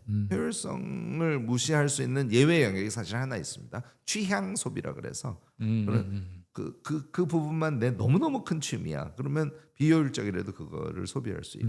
그다음에 마지막에 이제 환경인데 제가 사실 그런 하여튼 그래서 이타성 이기성하고 속성이 같아요. 그러니까 지금 영역을 제가 대표적인 마인드박스가 필요한 영역을 추천해달라고 말씀을 드렸었는데 이 영역도 사실은 내가 되게 중시하고 싶은 중요한 걸로 해놓고 그 안에 내가 가고 싶은 방향으로 그 기준들을 설정을 해라. 그렇죠. 자기의 기준을 세워야 돼요. 그래서 그 지금 말씀하시는 영역을 세우시는데 못 걸려도 보름은 걸려요.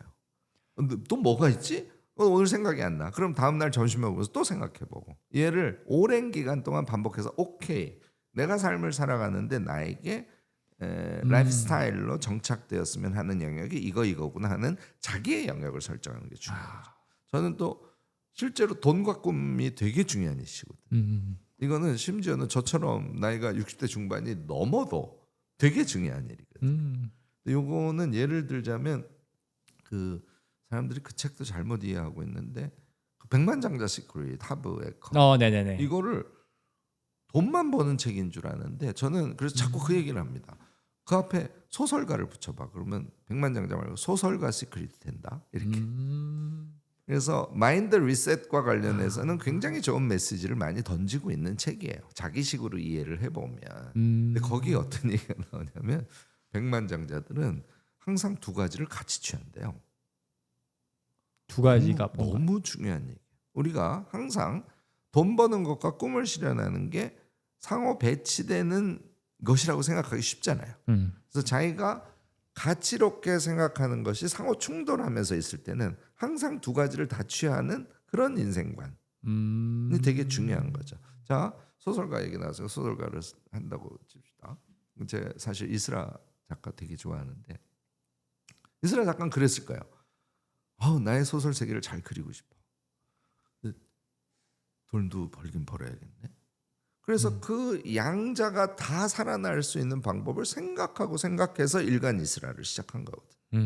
그래서 메일로 자기가 쓴 글을 뿌리고 그것을 수익화도 구독료로 돈을 받기 시작했고 그랬더니 이 사람들에 대한 사랑과 책임 때문에 글은 더 열심히 쓰게 되고 돈은 돈대로 들어오고 그래서 이스라 씨가 유명해지고 그다음에 글도 많이 썼으니까 걔를 책으로 냈더니 엄청 많이 팔리고 결국은 현대 사회가 갖고 있는 그 말하자면 일종의 네트워크 그 마켓 같은 것을 스스로가 구축하는 그런 세계를 열었지 않습니까? 저는 그거를 설명하자면 꿈과 돈을 같이 추구하는 것을 가치관으로서 너무 쉽게 받아들인 그 마인드박스 덕분이다라고 저는 생각하고 그러니까 이런 게 마인드박스예요.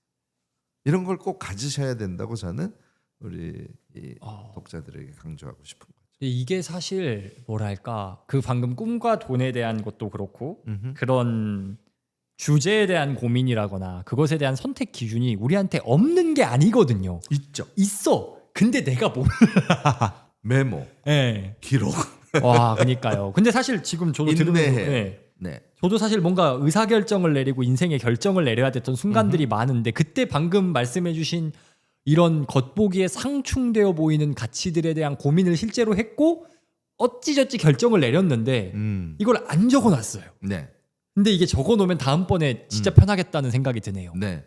심지어는 그 결정을 할 때 미리 조금 적어놓고 아까 그걸 제가 for understanding이라고 했잖아요. 그런 게 다 선취거든요. 미리 적어놓고 하면서 목적은 이거고 기준점들이 이건데 오케이 지금부터 김익환의 특성에 맞는 고민을 시작해야지 하고 생각을 하면 생각이 조금 정리된 상태에서 쭉쭉쭉쭉 앞으로 나갑니다. 그래서 우리가 라이프 스타일 교육이 필요하다는 거예요. 인생관 교육이 그래서 필요한 거예요. 그걸 하지 않으면 다 그냥 유행 따라갑니다. 다 그냥 다른 사람들이 일반적으로 그러는데 뭐. 진짜 사실은 교수님을 대표하는 키워드가 기록일 텐데 기록 이전에 생각이 있으니까 네. 이 어떤 기록을 통해 내가 스스로 생각하고 깊게 생각하고 그 생각이라 함은 인생 전반에 적용이 돼야 된다라는 그 필요성과 그 깊이가 뭔가 확 와닿는 것 같아요. 네. 이렇게 이야기를 하니까. 제가 기록이 전공입니다만 생각과 기록이 매칭되지 않으면 기록은 아무 의미가 없어요. 그냥 낙서가 되는 거죠. 그렇죠. 우리가 기록을 하는 것은 생각으로 각인시키기 위해서고 우리가 기록을 미리 해보고 하는 것은 아까 for understanding처럼 그것을 미리 생각해보고 그 생각이 잠재력처럼 남은 상태에서 그 행위를 하면 그 생각이 계속 우리 행위에 투영되거든요. 그러니까 기록은 이렇게 생각이 제대로 작동하도록 하는 수단에 불과하지 기록이 목적은 아닙니다. 네. 교수님과 대화를 할수록 그 기록과 생각에 진짜 진심이시다라는 이게 막 느껴지는데 이렇게 기록과 생각이라는 것에 진심이 되셨고 그걸 업으로까지 하게 되신 어떤 계기나 이유가 있나요? 그 얘기는 너무 길어서 저는 이제 학부를 제가 역사학을 전공을 했습니다. 저는 정말 역사학이라는 걸 하고 싶어서 대학에 간 케이스거든요. 근데 제가 79년에 대학에 들어갔으니까 대학 들어가니까 박정희 대통령 죽고 총 맞아서 그다음 80년이 뭐 광주항쟁 있고 우리 영화로 요즘에 본 서울의 봄 그게 제가 그 세대거든요. 대학 2학년 때 2학년 마치고 군대 가고 그러니까 역사학을 너무 공부하고 싶어서 대학에 갔는데 공부를 할 수가 없었어요. 다 데모하고 있고 항상 거리에 있었지 강의실에 있지는 않았거든요. 그리고 이제 군대 갔다 와서부터 제가 공부를 시작하고 유학을 가게 됐는데 공부를 조금 해보니까 역사학이라는 건 담론의 사이즈가 너무 큰 거야. 그러니까 세상과 나라가 이 방향으로 가야 돼. 이 얘기는 할 수 있는데 디테일을 이야기하고 실행하기에는 너무 말하자면 품이 큰 학문 분야였는데 제가 일본에서 유학을 했는데 그때가 90년 전후한 시기에 일본에 막 새로운 학문들이 들어오는 시기였어요. 그때 문화자원 관리학이라든지 기록학이라든지 아카이브 학이라고 하는데 그런 것들이 막 들어오는 거예요. 제가 이제 역사학부에 유학을 가 있었거든요. 그래서 역사학부 안에 그런 전공들이 생겨서 저는 우연히 기록이라는 세계를 만나게 됐고 기록을 보니까 적용할 수 있는 게 너무 많은 거예요. 일단 한국 사회에 이 기록이 없는 나라였거든요. 그래서 공무원들이 어떤 행위를 했지만 그걸 이제 영어로 accountability라고 해서 설명 책임이라고 하거든요. 내가 어떤 공적 행위를 이렇게 했어라는 증거를 남기고 국민들에게 내가 공정하게 일을 했어 하는 것을 설명할 책임이 국가는 있거든요. 그래서 그것을 잘 하게 하는 것을 우리가 기록이라고 공공 기록이라고 칭하는. 그래서 야 이거라면 나라를 굉장히 투명하게 만들고 기록이 이제 지식 자원이니까 나라가 아주 똘똘하고 능력 있게 만들 수 있겠네. 이제 이런 생각을 유학하면서 하게 됐고 그래서 기록학을 좀 미친 듯이 공부를 하게 됐던 거죠. 그리고 한국에 돌아와서 쭉 이제 기록 쪽과 관련된 일들을 했습니다. 제가 대통령 기록관 설립자 중에 하나이기도 하고 한국에 그 처음 만들어진 공공기록물관리법이라는 것의 초안자이기도 합니다. 그래서 그런 영역을 하다가 보니까 너무 실용성이 많은 거예요. 그래서 아까도 말씀드렸듯이 그것을 개인에게 적용시키면 이런 엄청난 실용성이 있겠다라는 생각을 하게 돼서 이제 기록이라는 수단을 이제 여러 사람에게 전파하는 일을 하고 그렇게 하고 있는 거죠. 역사는 뭔가 이거 너무 큰데 이런 느낌이었다면은 오 뭐야 기록이란 건 나라에다 적용하면 나라가 잘 되네. 근데 좀 하다 보니까 뭐야 개인한테도 되는 거잖아. 그렇습니다. 와 이런 느낌으로. 마침 이제 기록학이라는 게 역사학의 분과 학문이거든요. 그래서 특히 유럽에서는 역사학의 분과 학문으로 기록학이 있게 돼서 제가 이제 운이 좋았던 거죠. 저는 사실 그런 게 다 운명적 만남이라고 생각해요. 이게 진짜 개인에게 왔을 때 또 파워풀한 게 저도 사실 교수님의 옛날에 거인의 노트 이런 거 읽고 메모하는 습관을 좀 들였는데 그냥 뭐랄까 뭐라고 딱 말 못하겠는데 달라요 뭔가 하면은 그런 필요성을 잘 설명해 주셔서 너무 감사합니다. 오늘 많은 이야기를 했는데 오늘 말 못했는데 이 북토크 시청자분들이 이거는 꼭 알아야 되는데 정말 중요했는데 오늘 말을 못했다. 오늘 집에 가면 생각날 것 같다 하시는 거 있으신가요? 집에 가면 생각날 거라서 지금은 농담이고요. 저는 좀 어른 공부를 꼭 말씀을 드리고 싶은데 한국 사회는 공부 잘하는 사람, 공부 못하는 사람, 또 공부 많이 한 사람, 공부 안 한 사람 이런 구분이 너무 심해서 어른으로 삶을 살아간다는 것이 공부와 동반될 때 너무너무 행복할 수 있다는 것을 우리가 좀 간과하고 있는 측면이 있다. 간과하기도 하고 나는 안 돼 이렇게 미리 포기해 버리기도 하고 심지어는 40대 중반인데 공부하기 너무 늦었어요. 머리가 벌써 안 돌아가요. 그러시면 안 되죠. 나이로 보면 제가 40대 중반이면 20살이나 더 위인 사람인데 지금 제 머리는 정말 팽팽 돌아가거든요. 그래서 그러니까 이 이야기를 듣는 그 나이대의 그 순간이 가장 공부하기 좋은 시절이다라는 거를 꼭 좀 잊지 마시고요. 항상 무엇을 할 때든 선공부 후실행하세요. 예를 들어서 제가 이제 최근에 제주도에 이제 연세를 2년간 살다가 최근에 이제 집을 9억을 사서 그걸 리모델링을 했거든요. 그럼 저는 어떻게 했을 것 같아요? 어떻게 했다는 게 리모델링 공부했죠. 공부를 네, 하고 했죠. 리모델링을 했을 거 아니에요. 그렇죠. 너무나 당연한 것인데 심지어는 거의 대부분의 사람이 그렇게 하지 않는다는 거예요. 안 하거나 그냥 하거나 또는 못 한다고 생각하고 그냥 인테리어 업자에게 맡겨버리고. 근데 사실 인테리어 공부를 하다 보니까 책으로 보면 한 4권 그다음에 좀 인터넷에서 찾을 수 있는 자료들 이런 걸 찾으면 인테리어의 모든 것을 공부할 수 있어요. 오. 색감의 조화, 그다음에 빛의 방향하고 가구 배치, 뭐 기타 등등, 바닥재, 벽재, 뭐 내력벽을 어떻게 해야 되는지, 뭐 기타 등등 이걸 다 할 수 있어요. 지붕 등등. 그러면은 인테리어 공사에 대한 전체 로드맵을 교수님이 짜신. 제가 공부를 하니까 지식을 갖고 있으니까 우리 집에 인테리어를 공사를 해주신 사장님하고 너무나 아삼육으로 대화가 가능하잖아요. 그렇죠, 그렇죠. 그러니까 내가 원하는 집을 인테리어를 그것도 비용도 절감해가면서 할 수 있다. 저는 세상의 모든 일이 그렇다고 생각합니다. 공부를 하고 하면 잘할 수 있다. 공부는 누구나 다 할 수 있다. 전제는 기록이 전제돼야 된다. 메모 기록 공부법으로 공부들을 하시면서 하면 처음에 1년은 공부 자체가 익숙하지 않고 시간이 너무 많이 들고 또 자기를 의심하니까 책을 보면서 공부를 해야 되는데 빨리빨리 봐야 되거든요. 잘 모르겠는 건 넘어가고 50쪽을 읽었더니 내 기억에 남는 게 3가지네. 그게 공부거든요. 그래서 그런 원리를 정확하게 이해한 상태에서 공부 능력을 기본적으로 키워놓고 우리는 현재 나이가 제일 머리가 팽팽 돌아가는 시기라고 생각하고 공부하는 인생을 삽시다 하는 얘기를 꼭 드리고 싶습니다. 늦은 나이는 없다. 지금이 가장 빠르다. 아이켄 대학에 73세이신 분도 들어오셨어요. 엄청 잘하고 졸업하셨습니다. 근데 요새 사실 70대면 그래도 그런데 60대 그 경로당도 못 간다고 하잖아요. 못 가죠. 그러니까요. 제가 경로당 가보세요. 한창 청년이라고 봐도 사실 네네. 될 정도인데. 75세까지 청년이세요. 그러니까요. 어른도 늦지 않았다. 어른 공부를 하자. 감사합니다. 저희 그 팟캐스트에 이벤트 같은 게 하나 있는데 이전에 출연하신 분이 다음 출연자에게 질문을 남기고 가세요. 그렇군요. 네, 그래서 답변해 주셔야 되는 질문이 오늘 좀 근데 강력합니다.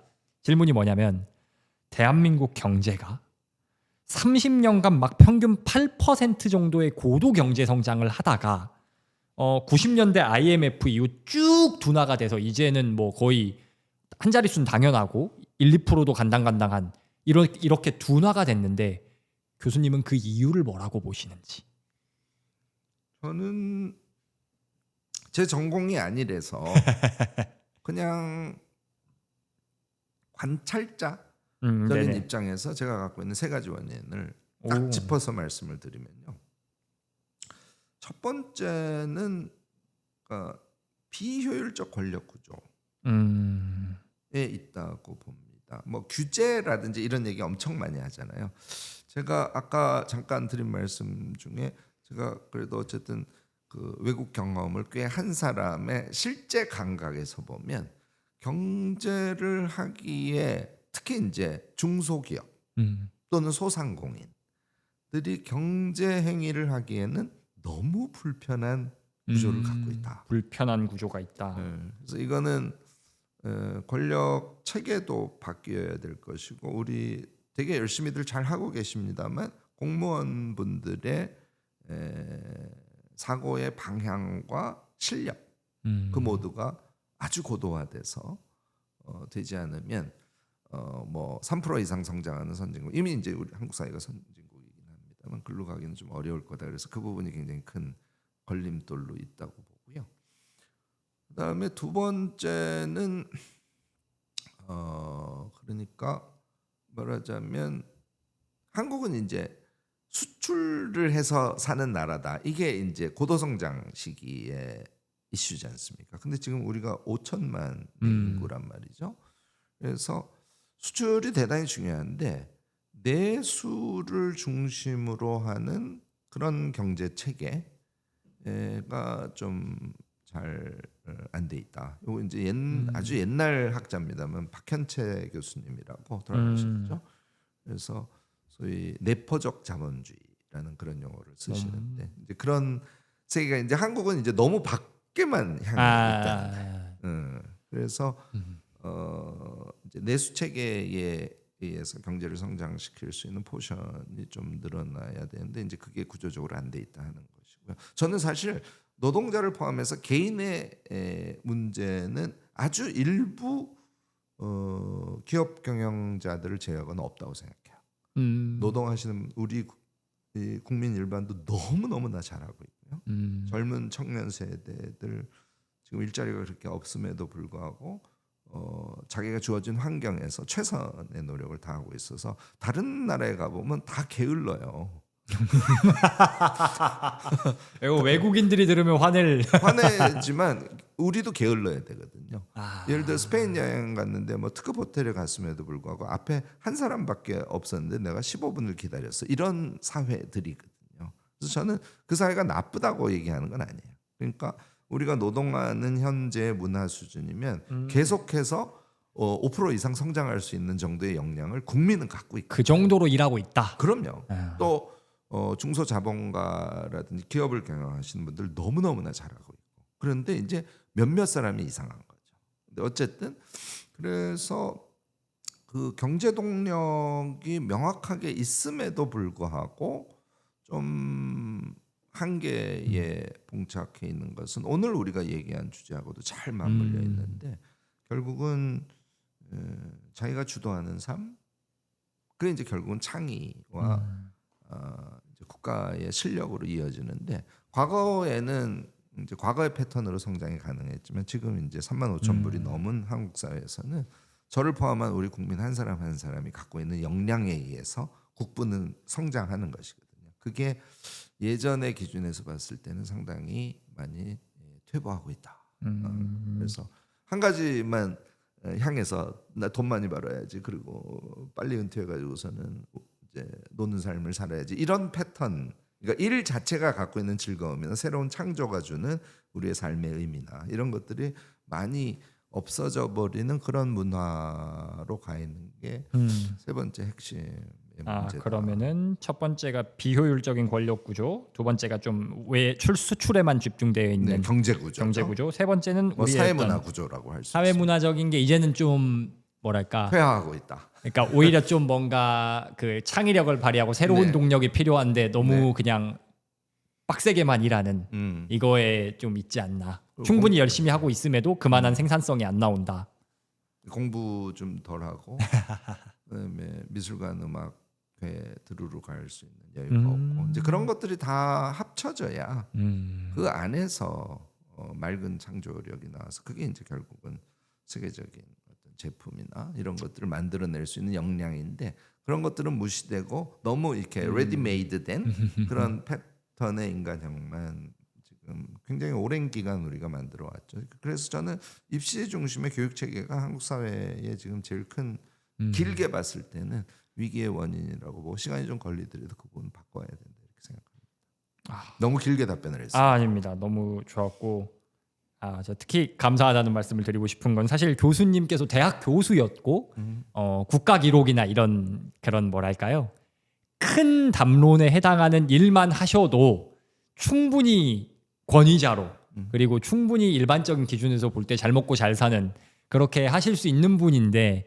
어떤 이 기록이라는 것의 힘을 그냥 진짜 평범한 사람들 저희 같은 그냥 일반인들을 위해서 이렇게 쉽게 설명해 준 사람도 없었고 그 국가 기록이라는 것에 대한 내가 그걸 하는 방식이 내 삶에 적용될 거라는 이 아이디어조차 없었는데 교수님께서 이런 어떤 민간에 대한 문제 의식을 가지고 그런 메시지를 채널을 통해서 교육을 통해서 전해주셔서 정말 도움이 많이 되고 감사하다는 말씀 드리고 싶습니다. 고맙습니다. 오늘 귀한 시간 내주셔서 정말 감사합니다. 네, 감사합니다. 네.